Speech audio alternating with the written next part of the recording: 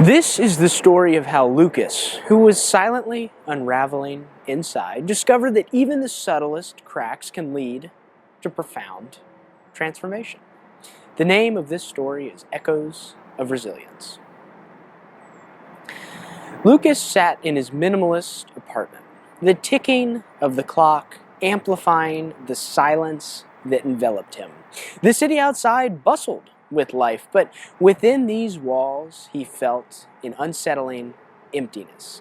His life looked perfect on paper. A successful career as a software engineer, a comfortable home, a circle of friends.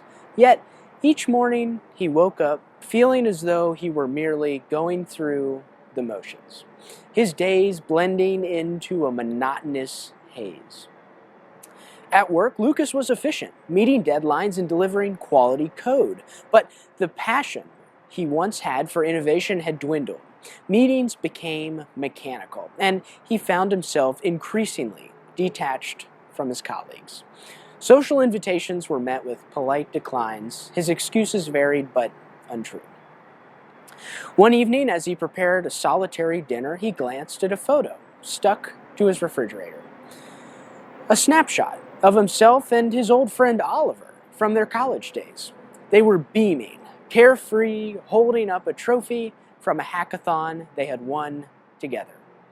The contrast between that vibrant memory and his current state was stark. Where did that person go? Lucas wondered aloud. A few days later, while organizing his closet, he stumbled upon a box of keepsakes. Among them was a small clay figurine he had made in an art class years ago. But it was imperfect. But it also carried a certain charm. Holding it, he felt a flicker of something. Nostalgia, perhaps, or maybe a faint spark of joy. Compelled to explore this feeling, Lucas searched for a local pottery class and signed up for an evening workshop. Stepping into the studio for the first time, the earthy scent of clay and the hum of the pottery wheel greeted him. The instructor, a cheerful woman named Sophia, welcomed him warmly. "First time?" she asked. "In a long while," Lucas admitted. As the class progressed, Lucas found solace in the tactile experience of molding clay. The malleability of the material mirrored a flexibility he sought in his own life. Each session became a retreat from the numbness that had pervaded his days. One night after class, Sophia approached him. "You're a natural," she remarked. "Your pieces, they have a lot of emotion in them." "Thanks," he replied. "It's been therapeutic." She studied him thoughtfully. Art has a way of helping us process things we can't quite put into words. Her comment resonated very well with him. He realized that his lingering emptiness was more than just a phase. It was a quiet unraveling, a subtle mental breakdown that lacked the dramatic flair often portrayed, but it was just as profound. Recognizing this, Lucas decided to make further changes. He began journaling, capturing his thoughts and feelings without judgment. He reached out to friends he'd lost touch with, accepting invitations and rekindling connections.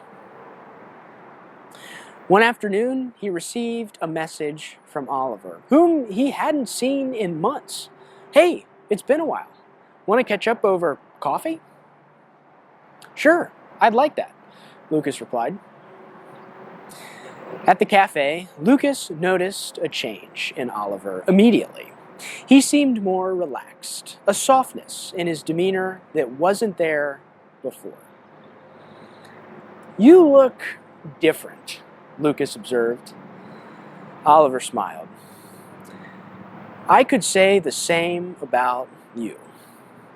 They shared stories of their recent experiences. Oliver spoke of his panic attacks and his retreat to his grandfather's cottage, and the clarity he was able to find there.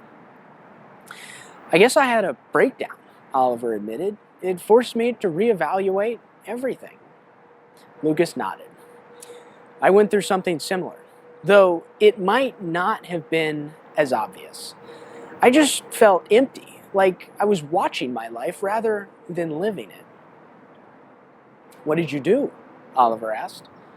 "I started taking pottery classes," Lucas said, with a modest shrug. "Working with my hands to help me to reconnect with myself. It sounds simple, but it made a huge difference." Funny how different our paths were, yet they led us to the same place, Oliver mused. "Exactly," Lucas agreed. "It made me realize that breakdowns don't all look the same. There's no right or wrong way to experience them." They continued to talk, the conversation flowing easily, bridging the gap that had grown between them. Inspired by their mutual appreciation for art, they decided to collaborate. Oliver with his paintings inspired by the sea, and Lucas with his handcrafted pottery. Months later, they stood side by side at the art exhibit, their works displayed harmoniously. Visitors admired the seamless blend of mediums they shared, and the undercurrents and emotions and introspection that all came with it. A woman approached them. "Your art feels connected," she remarked. "Did you plan it that way?" Lucas smiled. "In a way, yes. Our journeys were different, but intertwined nonetheless." Oliver added, "Well, we both went through personal struggles that led us back to our creative passions. So in a way, yes." As the evening progressed, they felt a profound sense of fulfillment.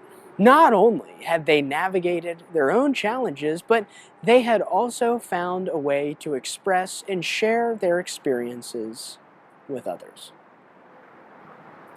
Now, Lucas's story highlights that mental breakdowns can manifest in various forms. His experience was subtle, lacking dramatic signs, but deeply affecting his sense of self.